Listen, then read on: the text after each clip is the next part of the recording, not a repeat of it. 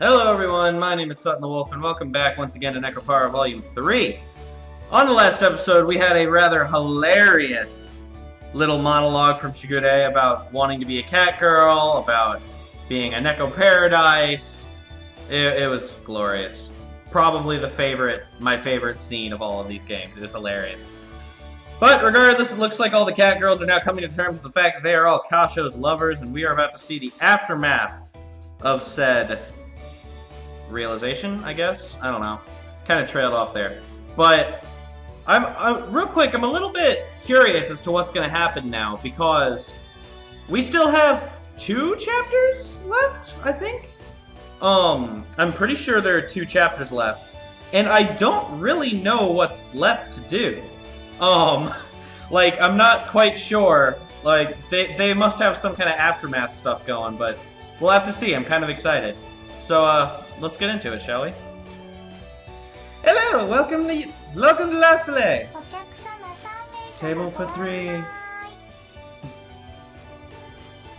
Yeah. Feel like I haven't done these voices in a while. Jeez.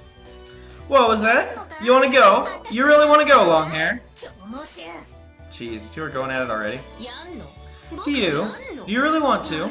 Are you sure you can take me on, One-chan? Cut it out, you two. You know you get along with each other. You shouldn't fight over something so small. Nice. Well, we really shouldn't fight over every little thing. I kind of accidentally went into Mape's voice. Jeez, whoops. I'm sorry.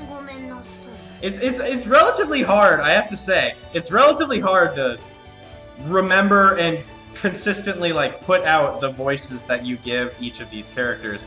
Especially when it's like, I try to give a relatively serious representation of what their voices would sound like, while not sounding, like, absolutely terrible myself. Like, that's the intent. Like, I know I'm not great at this, but I try, but it is relatively hard, so please forgive me if I, screw up the voices or mix them up every once in a while. I stop the fight before it begins. There you go, you two are growing up. I turn to give Azuki and Coconuts a gentle head pat. That feels good. I love it when you coddle me, Oni-chan. Oh my god. Coconuts is rubbing her cheek against my shoulder. This isn't half bad. Didn't expect to be praised after you stopped us. You don't like being petted, Azuki? Of course I do. You don't have to ask every time, dumbass. Azuki's blunt as usual. Doesn't stop her from rubbing her back against my arm, though. Their favorite coddling method is symmetrical to one another. Each is just as Each is just as adorable as the other. You're both very cute, Azuki, Coconutsa. Oh my gosh. Yeah. Oh, we're gonna have Maple and Cinnamon joining in on the affection. What the fuck is that? Wow, alright. Oh, okay, we're not actually gonna have him. Whoa. Hi, Chocoda. How are you today? Master, I'm in trouble! Big trouble! What did you do? Chocoda comes scrambling out of the kitchen and runs straight into my arms. Whoa, where's the fire? It's Chocoda's buttons! One of them came off! Button? What buttons? Where on their uniform have buttons? Where do buttons? I am confuzzled. The uniform you made for is ruined! I'm still very confused. Where are the buttons? Or is it the little hearts down there? Like the little red hearts beneath her bra? Like, I can't actually figure out where the buttons are. Like, maybe I'm just stupid. It's just a button. There's no need to cry over it. We have a sewing kit upstairs. Ask Vanida or Azuki to fix it for you. Don't cry, alright? It's okay. I stroke Chocoda's head as tears well up in her eyes. You're right! Azunya and Vanida are handy! Good thinking, Master! Chocoda just started panicking!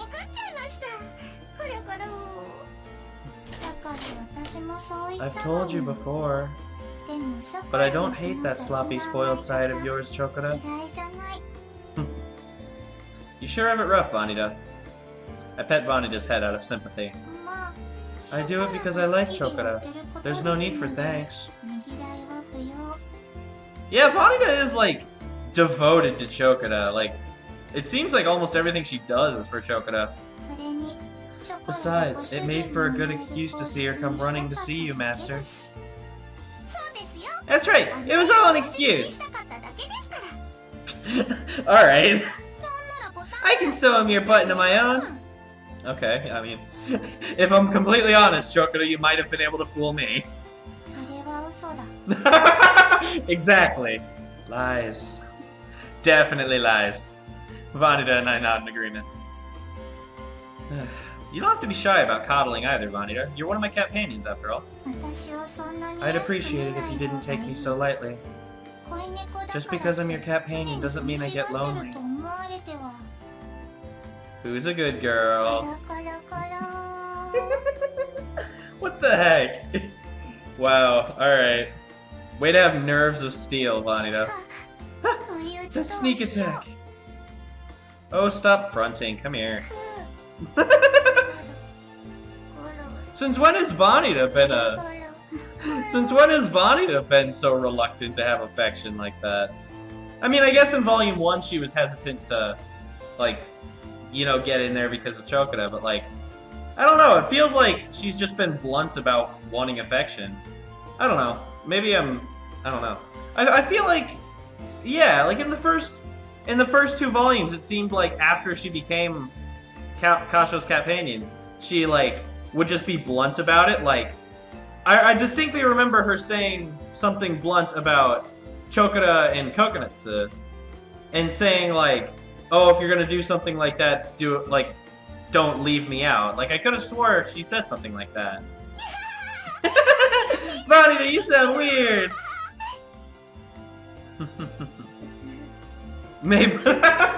Okay, so this is just Maepata being really jealous. I see how it is. That's actually really cute. What's Sailor doing over here? Just looking. Oh, hey, look at all of my sisters receiving affection. That's adorable. Like, what the hell? Mei-chan, you're so cute when you're jealous. Oh my god. Maepata, just go up and ask for affection. Kashou, I'm taking a break. Sure thing, Maepata. Take it easy. I answer Maepata as I'm kneading some pie dough. Come on, girl. Thought you were going for a break. Huh? No, it was nothing. Aw, she's embarrassed. Or shy. Or both. It's cute. I'm going. I am, but... Maepata looks embarrassed as she shifts her gaze downwards towards my hands. I look at my hands too. Oh, did you want to have apple pie during your break? I clap my hands as I realize what she might be looking for. Wow! They really want a home run on the whole oblivious Kashou thing. I'll be taking my break now. Oh boy. It's relatively amusing seeing how oblivious Kashou is, but it's relatively frustrating as well. She leaves after heaving an exasperated sigh. I continue preparing my pie dough, oblivious to the reason why. Understatement of the sentence. That is the, not understatement, that is like the definition of most of this series. It's just like, Kashou continues to do his own thing, oblivious to what the girls around him are feeling. Why is Kashou so dense about some things? Yeah. I like my interpretation of it better. What is she licking? I mean, he flirts with the other cat girls a lot. What is she doing? Is she eating something? That looks like her thumb. Looks like she's just licking her thumb. I'm so confused. Oh, I can't be honest with him, so I'm one to talk. What are you doing? I am so confused. Like, it's obvious she's, like, licking or sucking on something, but what is it her thumb? Oh, you haven't done anything companion related since then? Well, why should we? Aw, don't get all pouty. You don't just change how you treat someone overnight. I should have just asked him for some apple pie earlier. Yeah, just go for the apple pie. Just, if you can't get anything else, just at least take what you can get. Crunch. So she was sucking on her thumb. What the hell? Crap, I bit myself. Getting frustrated over nothing looks so bad. I look even worse now that my nails are ruined. What if someone saw me cleaning myself here? Oh, she's cleaning herself. Okay, that makes so much more sense. It's, you know, it's so easy to forget that they're like, as ridiculous as sometimes, like, as ridiculous as some people see it, like, in the context of the story, they are closer to cats than humans. And so it's really easy to forget that. Like, it's really, like, if you're actually getting into the story and everything, it's really easy to, like, not recognize that. And so, like, I just completely zoned out and didn't even realize that she was doing that. Like, I thought she was just sucking on her thumb for no reason. But she's just she's cleaning herself. Okay. I'm not gonna ask or try to interpret how she would go about doing that or in what fashion, because I feel like that would just steer me into a very bad place. But, yeah. Cinnamon, what in the fuck are you doing?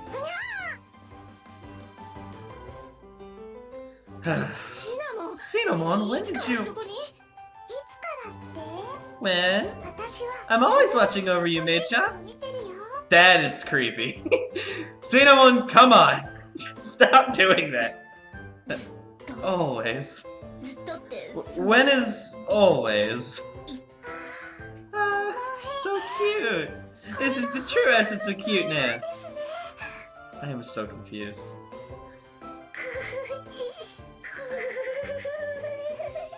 Cinnamon, you are freaking me the fuck out right now. I'm not saying that. Oh my god. The sound effects were not necessary. Come on. God. Cinnamon! You can't tell anyone. You can't tell anyone about this, okay? My god. Of course not. This will be me and Mei-chan's little secret. Probably. What do you mean, probably? Hey! Look at me when you answer, come on! Oh dear. What's all the yelling about? Nothing. I was just practicing my vocals. Right, Cinnamon? That's what I was doing, wasn't it? Gee, way to make it obvious. Probably. Will you stop it with the probably? Look at me! This is actually really cute. I'm looking, don't worry. Cinnamon just being so fucking coy about it. I actually like that, that's funny. You two sure get along with each other. I place some cake on the table. At the same time, I glance at them out of the corner of my eye. Huh? What's that cake for? Haven't seen that one before. Looks flashy. I prepare several cups of warm tea. Then I lead Maple and Cinnamon to a table as they peek at the cake. You wouldn't know about this, I guess. This is the cake from the party. Ah, I see. We didn't have any, did we? That's why I want you to have some now. Consider it thanks for your amazing performance. Kashou? Yeah, feeling a little jealous. Or not jealous, feeling bad about being jealous. She heaves a long sigh. Maple buries her blushing face in her hands. Maple, what's wrong? I'm sure she's thinking of how she can't outdo you, Kashou-san, right? Whoever falls first loses. Ugh, it's got something in my eye. Eek. Whoever falls first loses. What do you mean by that? You're so dense that you give me headaches is what it means. Oh, Mei-chan, you know that's not true. You should just tell him how you really feel. Yeah, I mean, you worked up the guts to just just power through the alcohol and say, "Hey, I'm in love with you. Have sex with me." Like, I'm sure that takes a lot more. I'm sure that takes a lot more effort to do than this. Like, holy cow! But I don't want to make it sound like that's exactly what happened. Like, they clearly a lot more emotion was put into it. But shut up! Just kill me! Oh my god! Calm down, drama queen. Maypeta blushes all the way to her ears. She buries her face in the table like she's trying to hide.